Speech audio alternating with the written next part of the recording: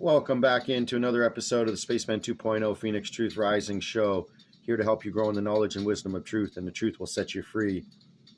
So look what the real spaceman said on 6:40 a.m. back in the day when he was on every Saturday night.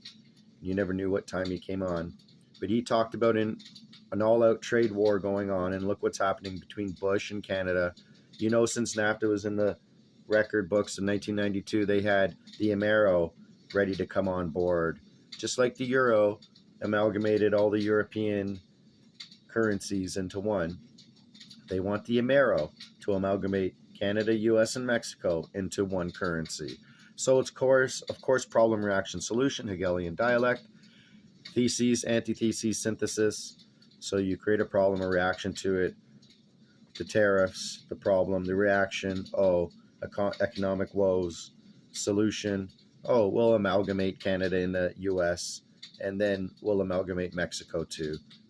So with that being said, let's get back on into part 15 on how the elites have been controlling us, and IMMANUEL is trying to free us from the rulers of the day.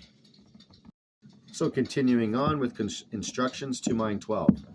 If someone does not want to take you in or to hear your speeches, leave that house or that town and shake the dust off your feet.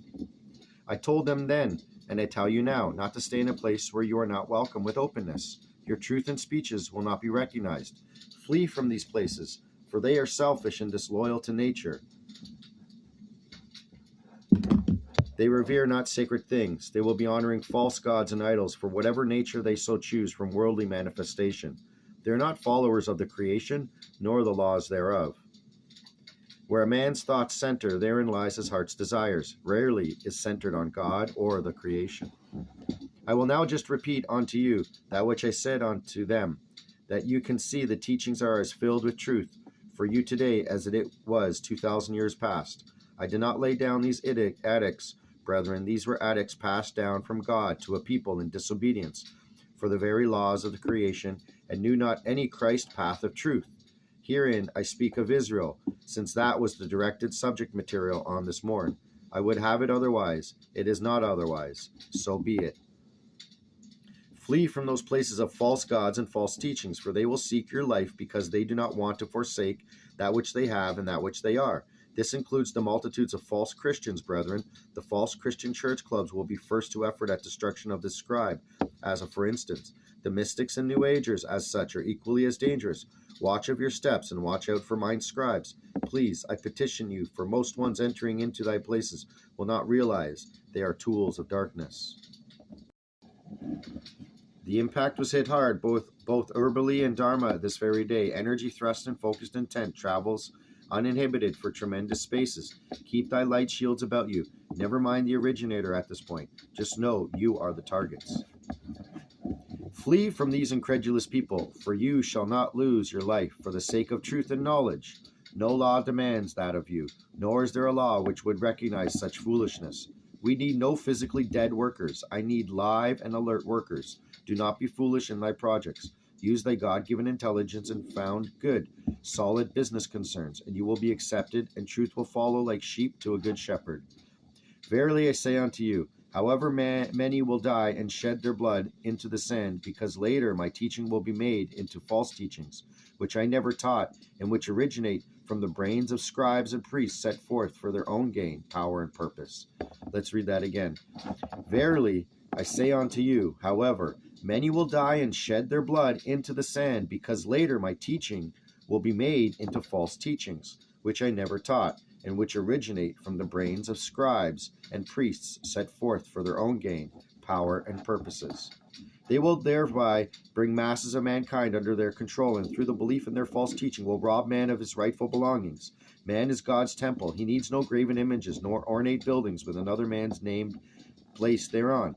In the world there will be screaming and chattering of teeth when the blood of all those flows who have made my teaching of wisdom and knowledge into false teaching. And when the blood flows of all those who through false belief and through being led astray believes these false teachings and advocate them, teachings that are not mine, consequently many of these heretics will lose their lives. Many of these people of Israel who will never find their peace until the end of the world, because they do not believe and deny the power of the Spirit and of knowledge. Now, little ones, prepare yourselves, for I am going to lay a hard one onto your backs. I make no exceptions to belief systems, nor do I condemn any man as such, but the next is directly from God's source, and there is a lot of cleaning up that needs doing. The curse of Israel. Verily I say to you, the people of Israel were never a tribe of their own, and have at all times made a living from murder, robbery, and fire. Through ruse and murder did they conquer this land, through their despicable predatory wars, whereby they slaughtered their best friends like wild animals.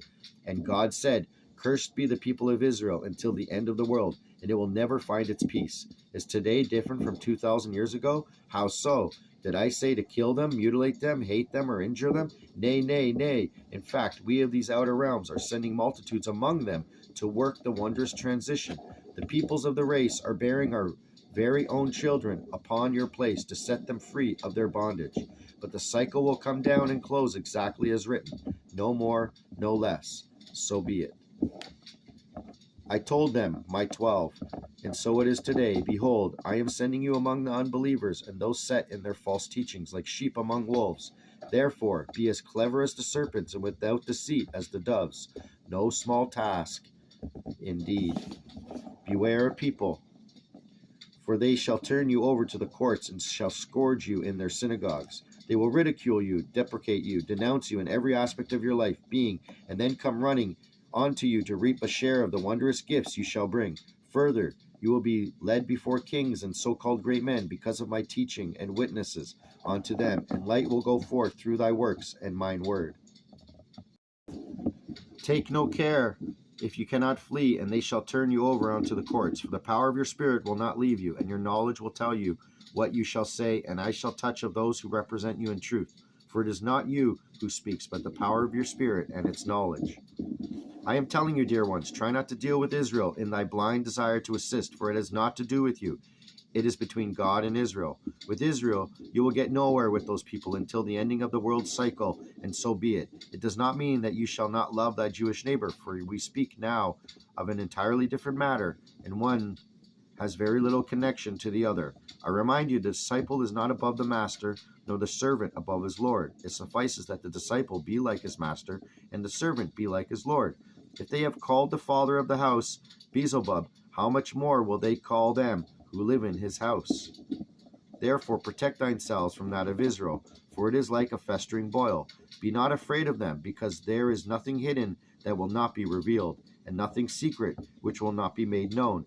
What I tell you in darkness, speak in daylight, and what is whispered into your ears, preach from the rooftops. Be not afraid of evil slander, but be afraid of those that kill the body and take life.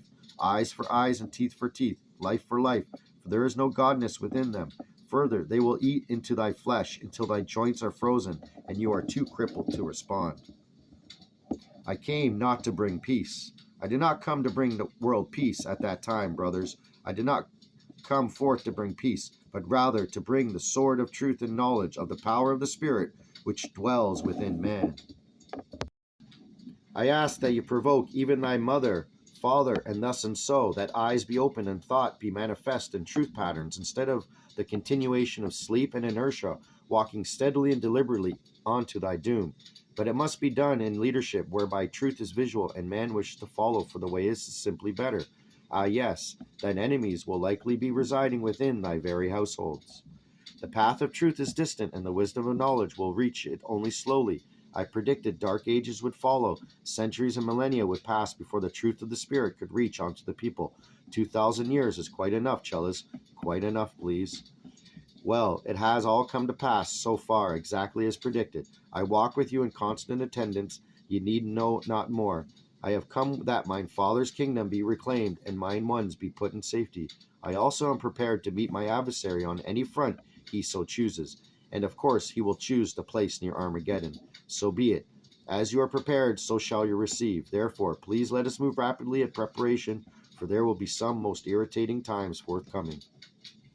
Let us go, Dharma, and I suggest discretion with these words. You are writing historical data, and most of it will not be pleasing to the multitudes. Truth is rarely pleasing to the multitudes. You will be given to know when and who is ready for receiving. I plan shortly to bring a lot of relationships into integration regarding thy South America, Mexico, and Central Americas into convergence with thine own North Americas. Don't concern Dharma Thy ignorance is not my ignorance, blessed ones. I need not thy educational experience. I prefer you have none at all. So be it, and I touch thee gently, for you are blessed servant, and thy work pleases me greatly. I salute you, ones, as we begin to mobilize, for there can be no turning back. Ones can drop aside. There is no turning about.